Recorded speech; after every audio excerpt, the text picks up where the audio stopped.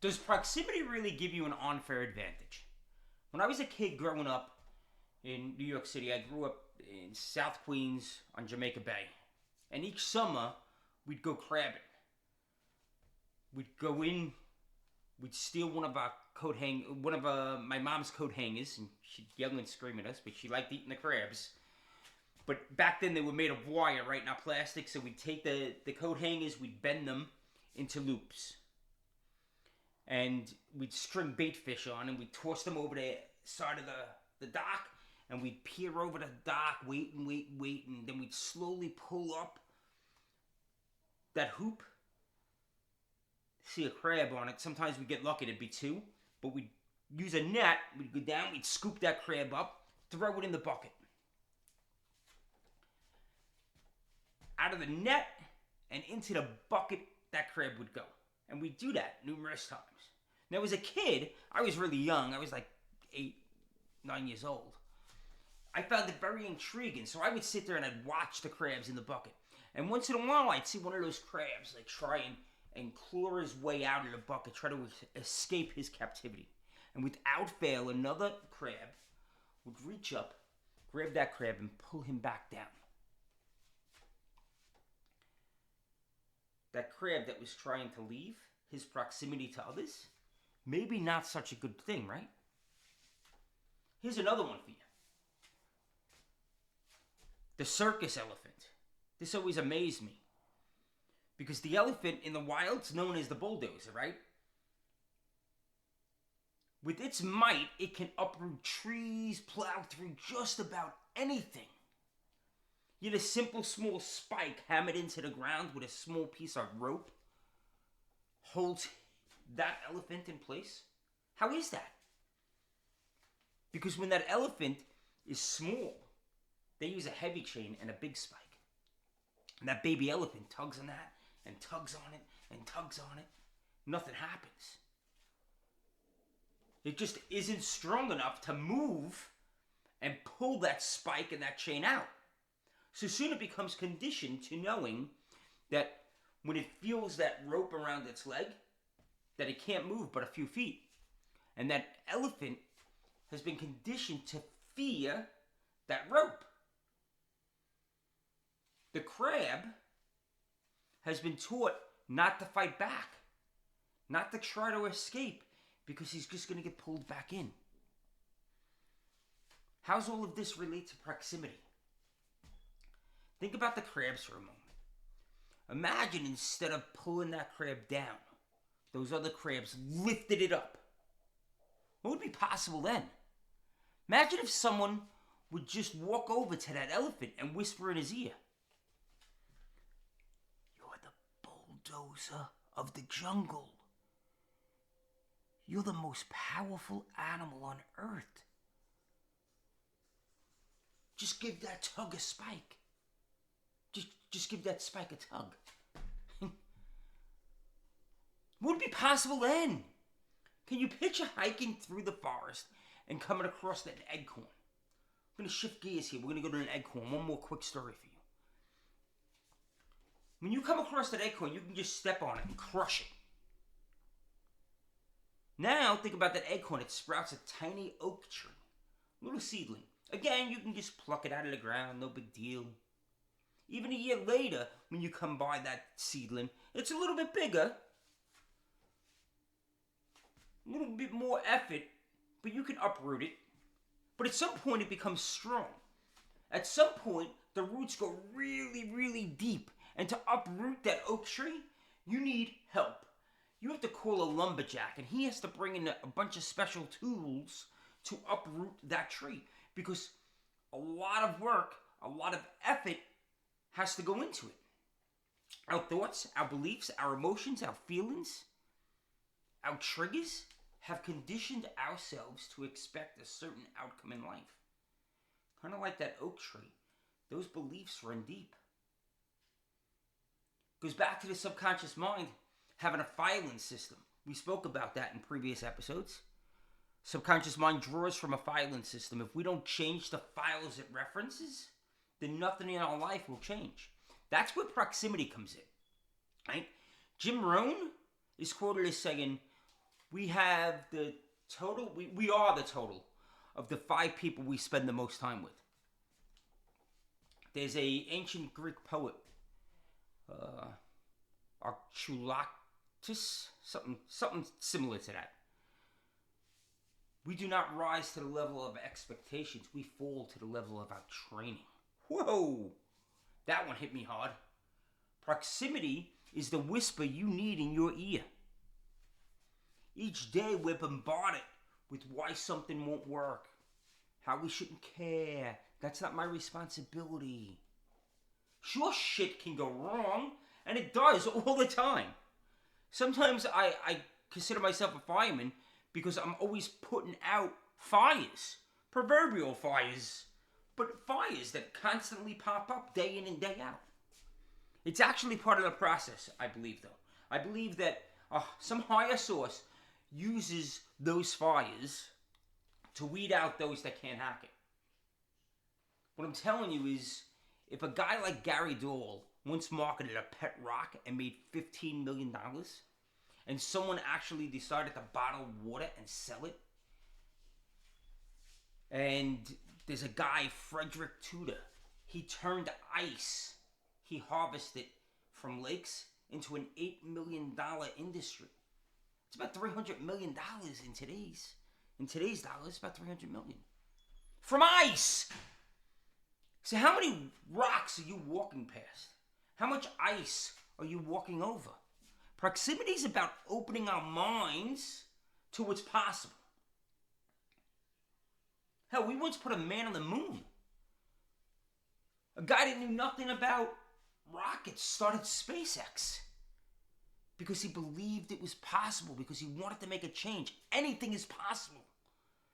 As a kid, my only true proximity was my parents and a few friends in their families. And they all had parents that did the 9 to 5 grind. Like, they went to work, they walked to the train station, they got on the train, they walked home. I waved to them in the morning, waved to them when they came home. Hell, my father even told me, go to work for the city. You'll never become rich, but you'll always be able to take care of your family. Which in my environment back then when I was a kid, that was really good, solid advice. It was the only thing we knew. We didn't have the proximity to others that were doing bigger and better things. My proximity to others, though, I slowly heard and learned about ways to earn income. Right? Real estate, start a business, create value for other people, solve other people's problems. I surrounded myself with people that were doing all sorts of things. I was at an event once, and I met a guy. This is crazy. This blew my mind. I met a guy that was making upwards of $3 million a year. And you would think that he was doing something big. He simply just connected people. A business had a problem, and it needed a specialist. And he would find an individual and pair the individual up with the business. If the business hired the individual, that guy got a cut of that deal. Kind of like a real estate broker brings buyers and sellers together. This guy did that on a much, much larger scale. So I can get paid for just meeting people and making introductions? Yeah! And you can get paid big bucks for that. Blew my mind. So proximity has taught me that anything is possible. You can leave your W-2 and still survive. You can move across the country and still survive. I even know a guy that moved out of the country. And he isn't just surviving, he's thriving. He became the man in that country he went to. So you can create value in so many ways. And proximity has taught me that anything's possible, right? And that there's a market for everything. A pet rock, for Christ's sakes.